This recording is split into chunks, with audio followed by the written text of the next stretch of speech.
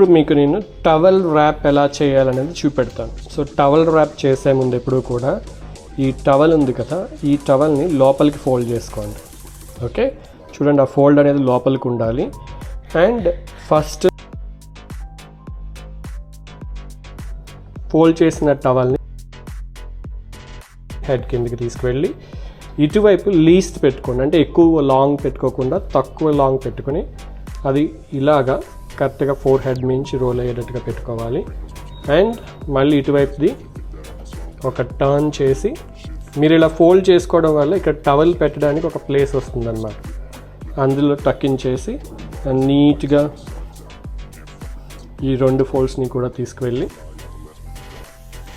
ఇలా పెడతారు. సో ఇలా పెట్టడం వల్ల మీ టవల్ ర్యాప్ అనేది పర్ఫెక్ట్గా జరుగుతుంది, టైట్గా కూడా ఉంటుంది అనమాట.